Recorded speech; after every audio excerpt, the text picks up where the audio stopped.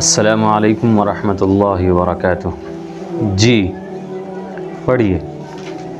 बिस्मिल्लाहिर्रहमानिर्रहीम। मसअला, 3 मंजिल चल के कहीं पहुंचा तो अगर वो अपना घर है तो मुसाफिर नहीं रहा, चाहे कम रहे या ज़्यादा। अगर अपना घर नहीं है तो अगर 15 दिन ठहरने की नीयत है तब भी मुसाफिर नहीं रहा। अब नमाजें पूरी पढ़ें। और अगर न अपना घर है न 15 दिन ठहरने की नीयत है तो वहाँ पहुँचकर भी मुसाफिर रहेगा। 4 रकात फ़र्ज़ की, 2 रकात पढ़ता रहेगा। 2 रकातें। जी देखिए, उर्दू पढ़ने के भी तरीक़े होते हैं, समझ रहे कि नहीं। अगर जुमला इधर का उधर नहीं होना चाहिए, इसको भी बेहतरीन से पढ़ा कीजिए। जैसे 3 मंजिल चल के कहें, यहाँ बीच में सांस नहीं तोड़ा जाता। जिसकी बात जहाँ मुकम्मल होती हो, सेंटेंस पूरा होता हो, जुमला पूरा होता हो, वहीं पे सांस तोड़ा जाता है। ऐसे बात जो है पूरी समझ में आती है। देखिए मसअला, 3 मंजिल चल के कहीं पहुँचा। 3 मंजिल चल के कहीं पहुँचा। चलने से मुराद ट्रेन से हो या किसी भी तरीके से हो, पहुँचा। तो अगर वो अपना घर है तो मुसाफिर नहीं रहा। अगर अपना घर है, मसलन मैंने बताया था कि अगर कोई दिल्ली से चल करके बिहार आए तो वो मुसाफिर नहीं होगा, क्योंकि वो 3 मंजिल है लेकिन क्या है, अपना घर है, वतन असली। समझ रहे हो कि नहीं। वतन असली में मुसाफरत ख़त्म हो जाता है।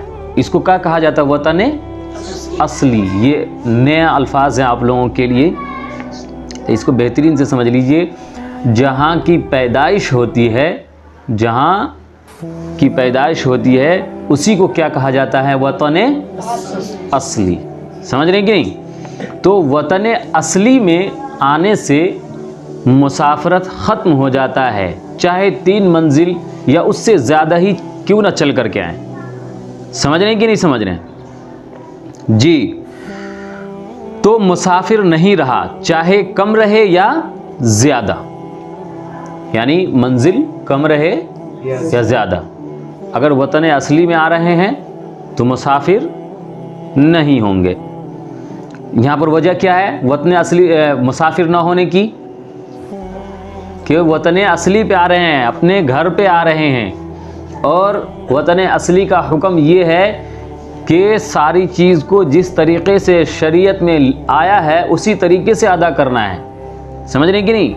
जब मुसाफिर रहेंगे तो मुसाफरत वाली हुक्म आप पर जारी होगा, और अगर घर पे आ जाएंगे तो घर वाले हुक्म जो है आप पे जारी होगा।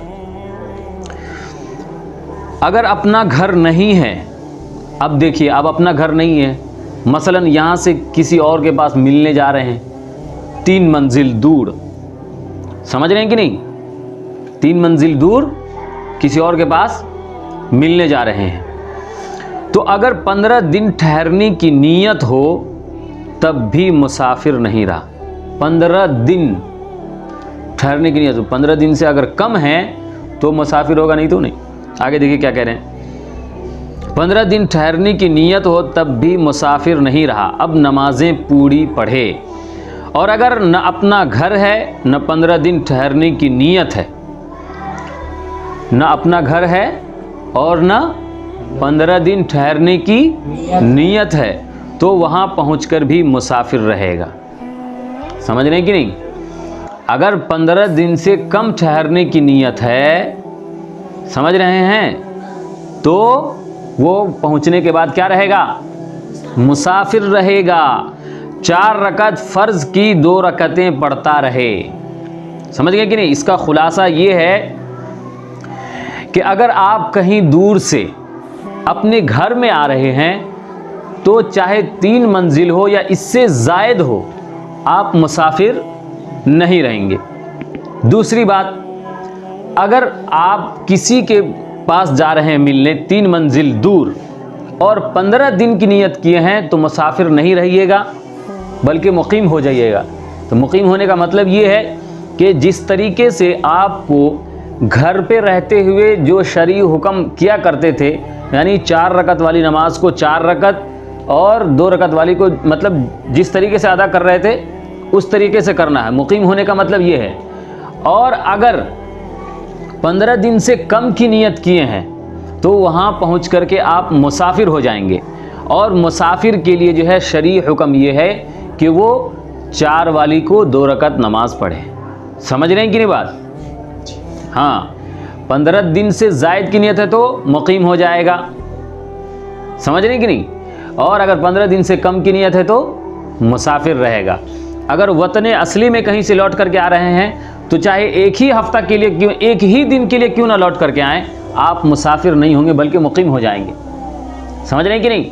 लेकिन दूसरी जगह 15 दिन से ज़्यादा के लिए जाएंगे तब जाके मुकीम होंगे। अगर 15 दिन से कम की नियत होगी तो मुकीम नहीं होंगे बल्कि मुसाफिर रहेंगे। मसला, अगर किसी की नमाजें सफ़र में क़ज़ा हो गई, समझ रहे हैं, किसी की नमाजें सफ़र में क़ज़ा हो गई तो घर पहुंचकर भी ज़ोहर, असर, इशा की 2 ही रकतें क़ज़ा पड़ेगा। समझ में आ रही बात?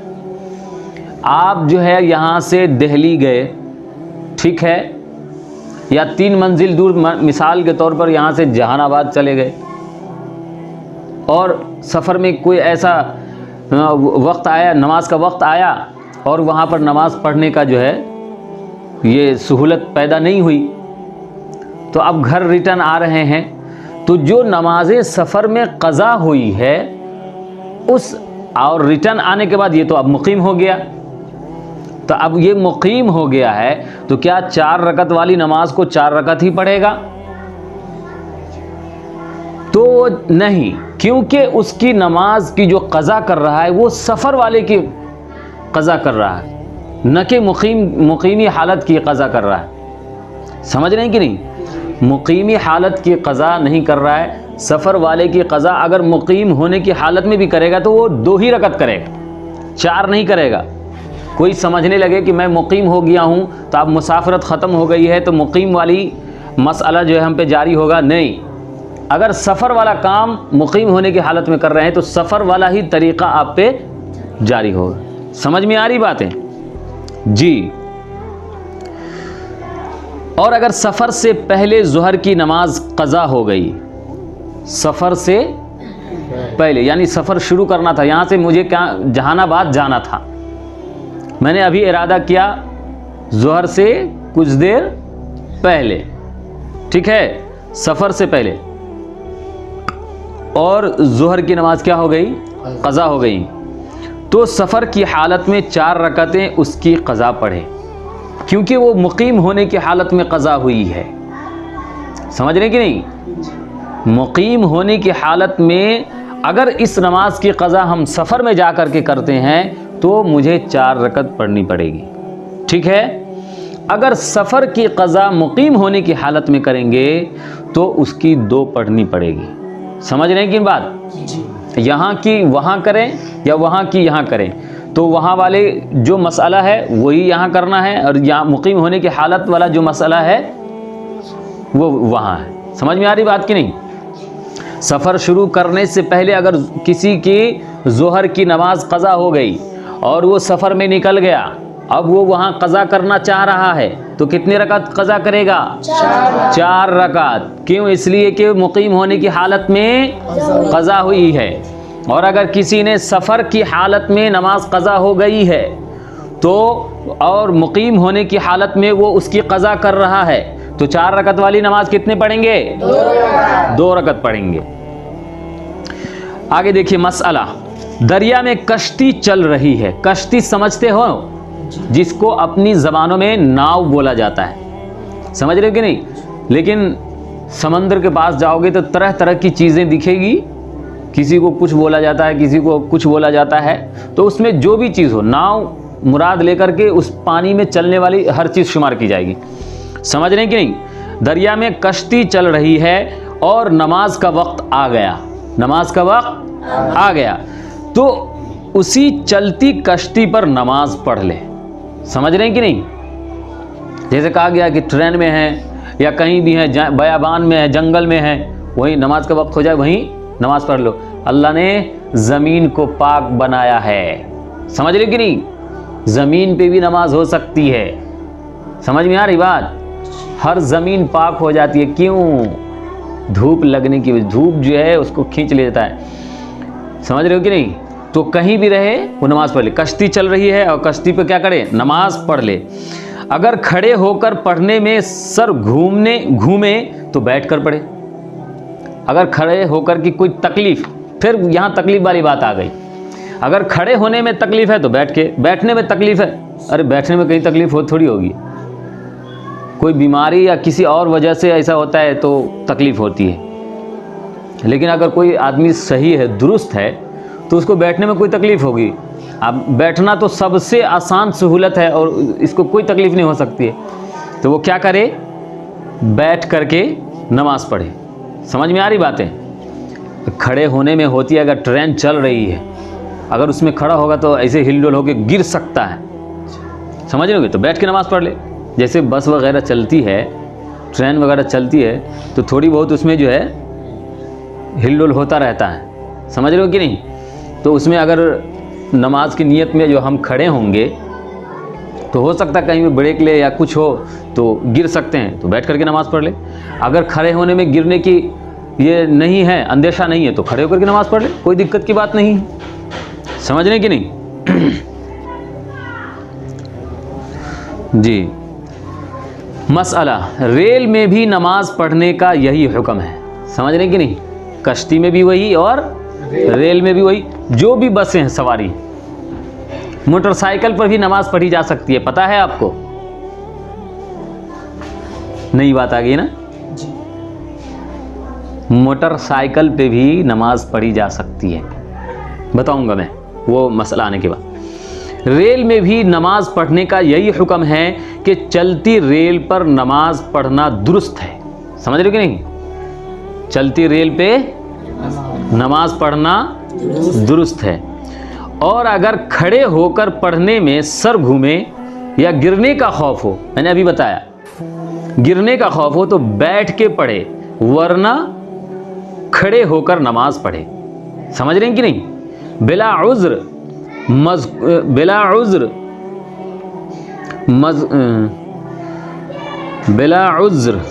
मज़कूर बैठ कर नमाज पढ़ेगा।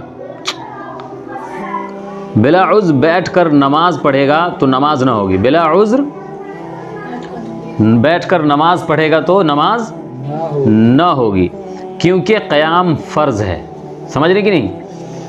क़याम करना, क़याम समझते हो ना? क़ाम युक़ीमु क़यामन, खड़ा होना, समझ रहे कि नहीं? तो ये क़याम फ़र्ज़ है, और बिला उज़्र के इसको छोड़ना नमाज ही नहीं होगी। उज़्र की वजह से शरीयत ने इजाज़त दी है, तो इसलिए कि ट्रेन में अगर गिरने का खौफ हो तो बैठ के नमाज़ पढ़े। अगर गिरने का खौफ नहीं है तो फिर क्या करे? खड़े होकर के नमाज़ पढ़े। और अगर खड़े होकर के नमाज नहीं पढ़ेगा तो नमाज नहीं होगी।